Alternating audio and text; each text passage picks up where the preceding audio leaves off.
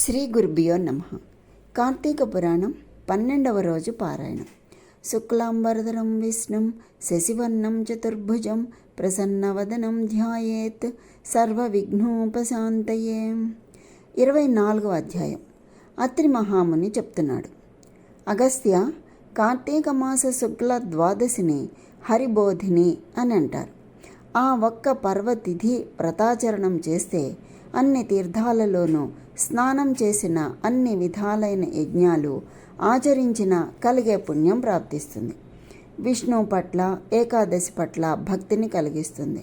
సూర్య చంద్ర గ్రహణ పర్వాల కంటే గొప్పది, ఏకాదశి కంటే 100 రెట్లు మహిమాన్వితమైనది అయినా ఈ ద్వాదశి నాడు ఏ పుణ్యం చేసినా, పాపం చేసినా అది 1,000,000 రెట్లుగా పరిణమిస్తుంది. అంటే ఈ ద్వాదశి నాడు ఒకరికి అన్నదానం చేసిన, 1,000,000 మందికి అన్నదానం చేసిన పుణ్యము, ఒక్క మెతుకు దొంగిలించిన, 1,000,000 మెతుకులు దొంగిలించిన పాపము కలుగుతాయి. ఒకవేళ ఏ రోజుకైనా ద్వాదశి గడియలు తక్కువగా ఉన్న పక్షంలో ఆ స్వల్ప సమయమైనా సరే పారణకు ఉపయోగించాలే కానీ ద్వాదశి దాటిన తర్వాత పారణం పనికిరాదు. పుణ్యాన్ని కోరేవారు ఎవరైనా సరే ఏ నియమాన్నైనా అతిక్రమించవచ్చును, కానీ ద్వాదశి పారణను మాత్రం విసర్జించకూడదు. ఏకాదశి తిథి నాడు ఉపవాసం నుండి మరుసటి నాడు ద్వాదశి తిథి దాటిపోకుండా పారణ చేయాలి. దాని ద్వారా కలిగే శ్రేయస్సును శేషసాయి చెప్పాలే కానీ శేషుడు కూడా చెప్పలేడు.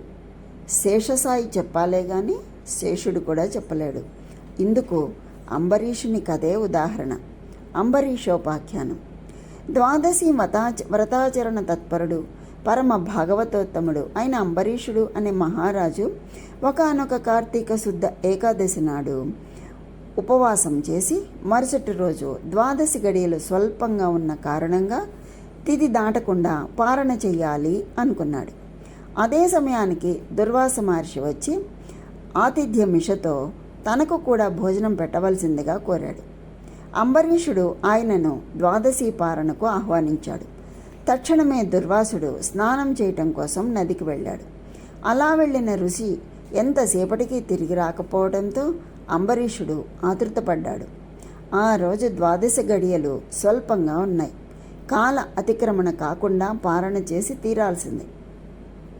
అతిథి వచ్చే వరకు ఆగడం గృహస్థ ధర్మం, దానిని వదలలేడు. ద్వాదశి దాటకుండా పారణ చేయడం ఈ వ్రతస్థ ధర్మం, దీనిని వదులుకోలేడు. అదీగాక హరిభక్తి పరిత్యాగో ద్వాదశి త్యాగతో భవేత్ యతోనుపోషితో భయాత్ కృత్వా సమ్యగ్ పోషణం పూర్వం ద్వాదశ సంఖ్యాకే పురుషో హరివాసరే పాపముల్లంఘనే పాపాత్ నైవ యజ్ఞం మనీషిణా. అంటే ద్వాదశి వ్రతాన్ని ఉల్లంఘించినవాడు, విష్ణుభక్తి విసర్జించినవాడు ఏకాదశి నాడు ఉపవాసం చేయకపోతే ఎంత పాపం కలుగుతుందో, ద్వాదశి నాడు పారణ చేయకపోతే అంతకు రెట్టింపు పాపం కలుగుతుంది. అంతేకాదు, ఒక్క ద్వాదశి పారణ అతిక్రమణ వల్ల ఆనాటి వ్రతఫలంతో పాటుగానే అంతకు పూర్వం చేసిన 12 ద్వాదశి పారణల మహాపుణ్యం కూడా హరించుకుపోతుంది. జన్మ జన్మాంతర పుణ్యఫలం క్షీణిస్తుంది. అన్నింటికన్నా ముఖ్యంగా ద్వాదశి అతిక్రమణం వల్ల విష్ణు విరోధ భీతి ఏర్పడుతుంది. అందువల్లే ప్రాణానికి అపాయమైనా సరే ద్వాదశి పారణ చేయడమే కర్తవ్యం. దాని ద్వారా సంక్రమించే బ్రాహ్మణ శాపం వల్ల కల్పాంత దుఃఖమే కలుగునుగాక.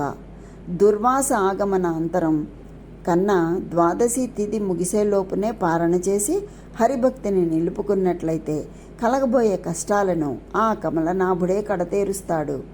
ఇలా అని మనసులో ఒక నిర్ణయానికి వచ్చి కూడా ధర్మవర్తనుడు అయిన ఆ అంబరీషుడు ద్వాదశి పారణ కోసం తనను పరివేష్టించి ఉన్న వేద విధులకు తన ధర్మ సందేహాలన్నీ తెలియచేశాడు. అంబరీషుడి సమస్య విన్న వేద స్వరూపులైన ఆ బ్రాహ్మణులు క్షణాల మీద శృతి స్మృతి శాస్త్ర పురాణాలు అన్నింటినీ మననం చేసుకుని, మహారాజా, సర్వేశ్వరుడు అయిన ఆ భగవంతుడు సమస్త జీవులలో జఠరాగ్ని రూపంలో ప్రక్షిప్తమై ఉంటున్నాడు. ఆ జఠరాగ్ని ప్రాణవాయువు చేత ప్రజ్వలింపచేయటం వలననే జీవులకు ఆకలి కలుగుతుంది. దాని తాపమే క్షుత్పిపాస బాధగా చెప్పబడుతూ ఉంది. కాబట్టి యుక్తాహారం చేత ఆ అగ్నిని పూజించి శాంతింపచేయడమే జీవలక్షణం.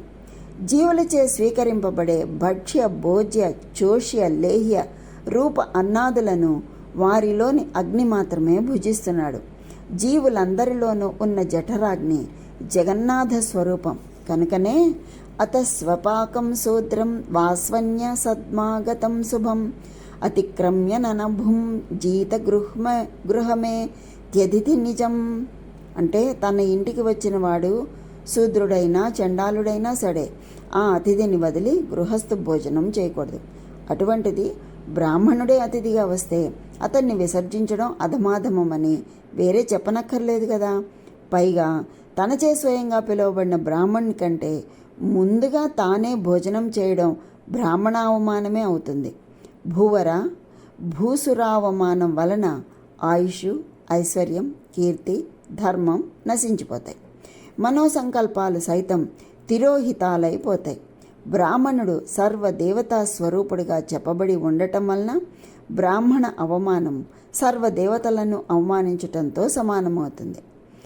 జాతి మాత్రం చేతనే బ్రాహ్మణుడు దేవతాతుల్యుడు అయి ఉండగా కేవలం జన్మల వలననే కాక జ్ఞానం వలన తపో మహిమ వలన శుద్ధ రుద్రస్వరూపుడిగా కీర్తించబడే దుర్వాసుడి వంటి ఋషిని భోజనానికి పిలిచి ఆయన కంటే ముందే పారణ చేయటం ధర్మమని చెప్పడం సాధ్యం కాదు. కోపిష్టి అయిన ఆ ఋషి శపిస్తాడనే భయాన్ని పక్కకు నెట్టి చూసినా వయం న నిశ్చయం క్వాపి గచ్చామో నరపుంగవ తథాపి ప్రథమం విప్రాద్ భోజనం న ప్రకీర్తితం. అంటే బ్రాహ్మణ అతిథి కంటే ముందుగా భుజించడం కీర్తికరమైనది మాత్రం కాదు. ధరణిపాల ద్వాదశి పారణ పరిత్యాగం వలన అంతకు పూర్వదినం అయిన ఏకాదశి ఉపవాసానికి భంగం కలుగుతుంది. ఆ ఏకాదశి వ్రత భంగానికి ప్రాయశ్చిత్తం అనేది లేదు. ఈ విధంగా బ్రాహ్మణ అతిథిని అతిక్రమించటం వలన కలిగే విప్ర పరాభవానికి కూడా విరుగుడు లేదు. రెండు సమతూకంలోనే ఉన్నాయి. ఇక్కడితో మనకి 24వ అధ్యాయం సంపూర్ణమే. 25వ అధ్యాయం. అంబరీష, పూర్వకర్మ అనుసారి అయి నీకు ఇప్పుడు 2 ప్రక్కల నుంచి కంఠపాశరజ్జువుల ఈ ధర్మ సంకటం ప్రాప్తించింది. దుర్వాసుడు వచ్చే వరకు ఆగాలో లేదా ద్వాదశి గడియలు దాటకుండా పారణ చేయాలో ఏదీ నిశ్చయించి చెప్పడానికి స్వబుద్ధ్యాత సమాలోక్య కురుత్వం తవ నిశ్చయం. అంటే మేం అసక్తులమైపోతున్నాం కాబట్టి ఆత్మబుద్ధి సుఖం చేయవా అనే సూత్రం వలన భారం భగవంతుడి మీద పెట్టి నీ బుద్ధికి తోచిన దానిని నువ్వు ఆచరించు అన్నారు బ్రాహ్మణులు. ఆ మాటలు వినగానే అంబరీషుడు, ఓ బ్రాహ్మణులారా, బ్రాహ్మణ శాపం కన్నా విష్ణుభక్తిని విడిచిపెట్టడమే ఎక్కువ కష్టంగా భావిస్తున్నాను. కర్తుం సాధ్యం యథాకాలం ద్వాదశ్యద్భిస్తు పారయేత్ కృతావకాశ వత్సచ్చాత్ భూమజిత్యేత్యవరే జగహ. అంటే అనే శృత్యర్థబోధక ప్రమాణం చేత ప్రస్తుతం నేను కాసిన్ని మంచినీళ్ళను తాగుతాను. అందువల్ల అతిథి కంటే ముందు అన్నం తిన్న దోషం రాదు. ద్వాదశి గడియలు దాటకుండా ఆహారం తీసుకున్న పారణా ఫలితము ఉంటుంది. ఇందువలన దుర్వాసుడు కోపించి శపించే అవకాశం ఉండదు. నా జన్మాంతర పాపము నశిస్తుంది. ఇదే నా నిర్ణయం అన్నాడు. అలా అంటూ వారి ఎదుటనే రవ్వంత జలపానం చేశాడు. నోటి దగ్గర నీటి పాత్రని ఇంకా నేల మీద పెట్టనైనా లేదు. అదే సమయంలో అక్కడ అడుగుపెట్టాడు దుర్వాసుడు. చేతిలో జలపాత్రతో ఉన్న రాజును చూడగానే జరిగిందేమిటో గ్రహించేశాడు. చూపులతోనే కాల్చేస్తాడు అన్నట్లుగా చురచురా చూశాడు. మాటలతోనే మారణహోమం చేస్తాడా అన్నట్లు రే రే దురహంకారపూరిత రాజాధమ, అతిథినైన నేను లేకుండానే ద్వాదశి పారణ చేస్తావా? అస్నాత్వాత్ మలం భుంక్తే అధత్వాఘంతు కేవలం యో నిమంత్రితాతిథి పూర్వం మోహాద్ భుంక్తే తతోదమః మాలాసే సత్ విజ్ఞేయ క్రిమిదిష్టాగాతో యథా భుంజతే తే త్వఘం పాపాయే ఏవ చ త్యాత్మకారణాత్ అతిథ్యర్థం చ పక్వం ఏ భుంజతే తేధ్వ గాతఘం. అంటే స్నానం చేయకుండా భోంచేసేవాడు మలభోజి అవుతాడు. పరుడికి పెట్టకుండా తానొక్కడే తినేవాడు పాపభోక్త అవుతాడు. తాను ఆహ్వానించిన అతిథికి పెట్టకుండా ముందుగా తనే భోంచేసేవాడు అశుద్ధంతో పురుగు వలె మలాసి అవుతాడు. పక్వమైనది కానీ, ఫలం కానీ, పత్రం కానీ, నీళ్లు కానీ భోజనార్థంగా భావించి సేవించినది ఏదైనా సరే అన్నంతో సమానమే అవుతుంది. అందువలన నీ చేత అంగీకృతుడనైన అతిథిని నేను రాకుండానే నాకంటే కూడా ముందుగా అన్నప్రతినిధిగా జలపారణం చేశావు.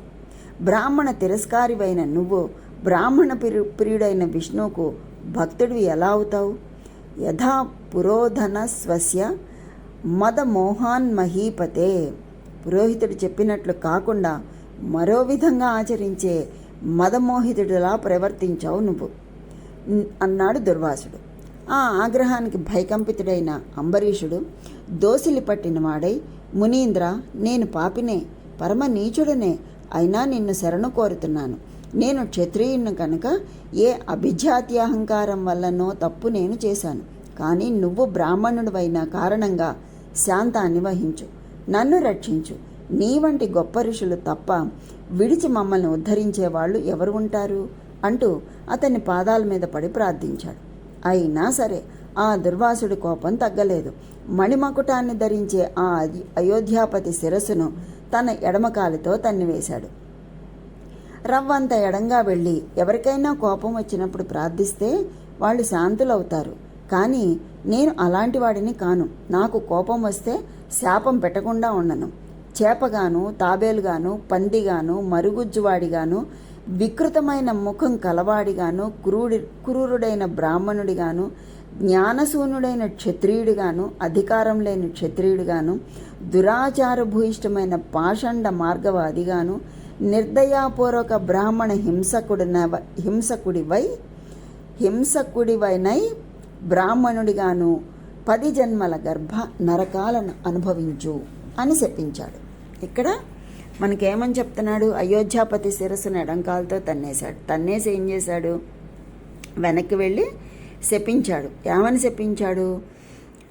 చేపగాను, తాబేలుగాను, పందిగాను, మరుగుజ్జువాడిగాను, వికృతమైన ముఖం కలవాడిగాను, క్రూరుడైన బ్రాహ్మణుడిగాను, జ్ఞానశూన్యుడైన క్షత్రియుడిగాను, అధికారం లేని క్షత్రియుడిగాను, దురాచారభూయిష్టమైన పాషండ మార్గవాదిగాను, నిర్దయాపూర్వక బ్రాహ్మణ హింసకుడివనై బ్రాహ్మణుడిగాను 10 జన్మల నరకాలను అనుభవించు అని చెప్పి శపించాడు.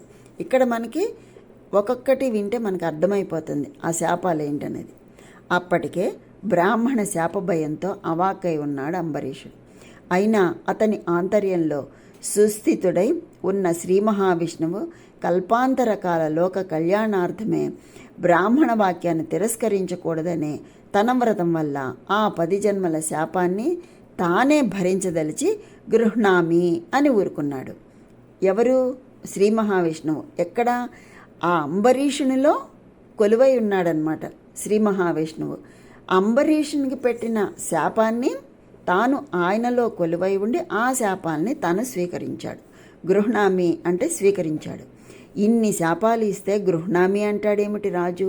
వీడికి ఇంకా పెద్ద శాపం ఇవ్వాలి అని మరోసారి నోరు తెరవబోయాడు దుర్వాసుడు.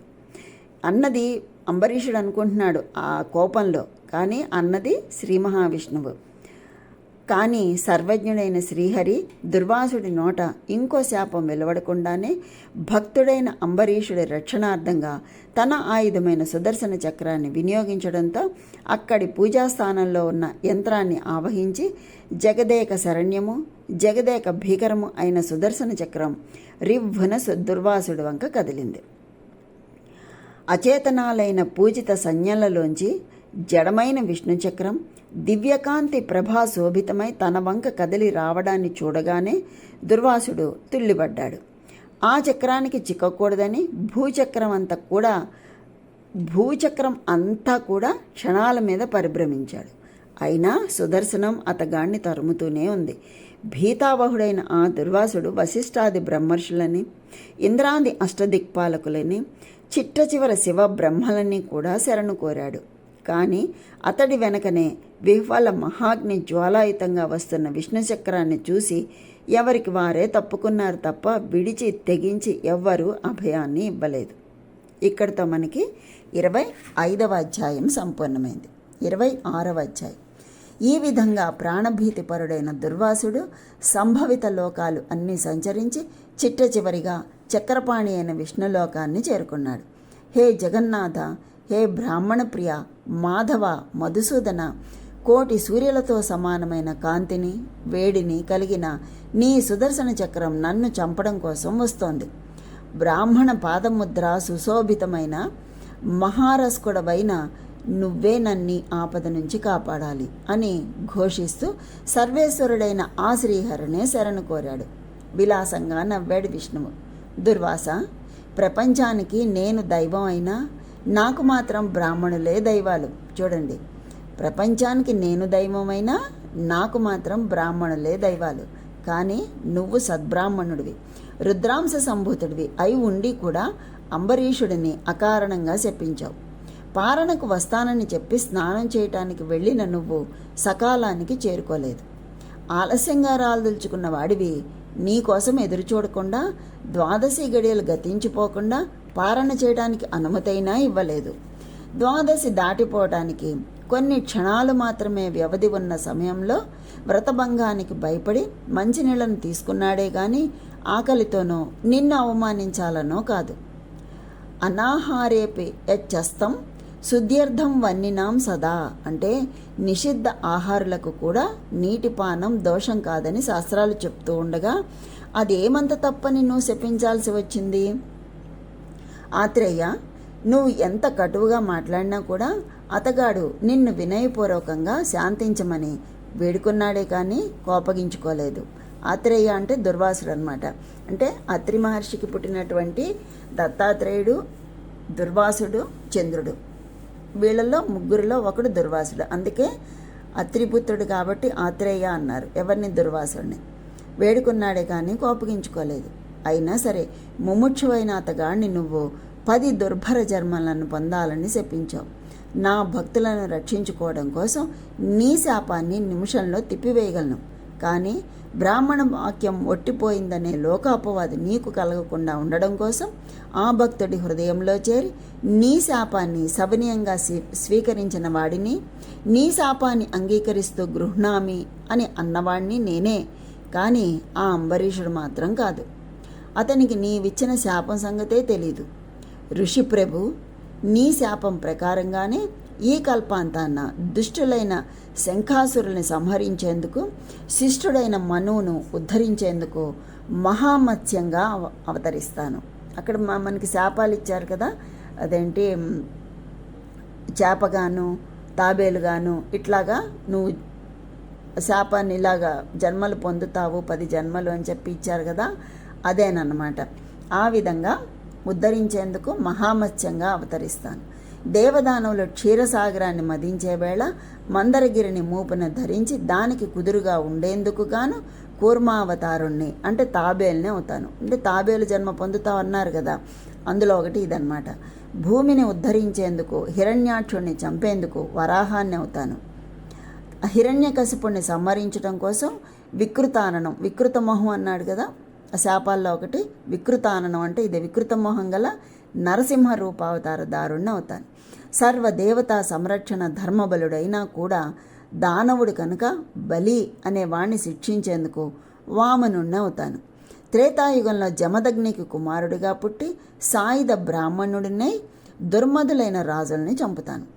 రావణ సంహారం కోసం ఆత్మజ్ఞాన శూన్యుడై అంటే నేనే భగవంతుణ్ణి అనేది మర్చిపోయి మాయామానుష విగ్రహుణ్ణి అయిన దశరథ రాముడికి అవతరిస్తాను. ద్వాపర యుగంలో జ్ఞానిని బలిష్ఠిని అయి ఉండి కూడా రాజ్యాధికారం లేకుండా రాజుకు అంటే బలరాముడికి తమ్ముడిగా కృష్ణుడిగా జన్మిస్తాను. కలియుగ ఆరంభంలో పాపమోహం కోసం పాషండ మత ప్రచారకుడనై బుద్ధుడనే పేరుతో పుడతాను. యుగాంతంలో శత్రుఘాతకుడైన బ్రాహ్మణుడిగా ప్రభవిస్తాను. దుర్వాస, నా ఈ దశావతారాలను ఆయా అవతారాలలోని లీలలను ఎవరు విన్నా చదివినా తెలుసుకున్నా వారి పాపాలు పటాపంచలైపోతాయి. అందుకని కలియుగ ఆరంభంలో పాపమోహం కోసం పాషండ మత ప్రచారకుడనై అంటే బుద్ధుడనే పేరుతో పుడతాను. ఆ యుగాంతంలో శత్రుఘాతకుడైన బ్రాహ్మణుడిగా ప్రభవిస్తాను.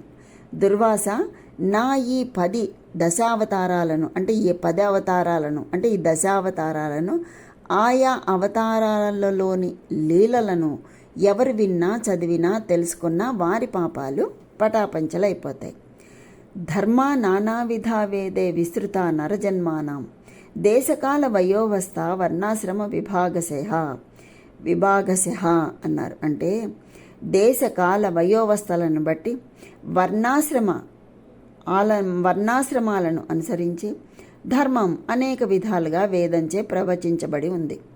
అటువంటి వివిధ ధర్మాలలోని కూడా ఏకాదశి నాడు ఉపవాసం, ద్వాదశి దాటకుండా పారణం అనేవి విశ్వజనీనంగా భావిస్తున్నాయి.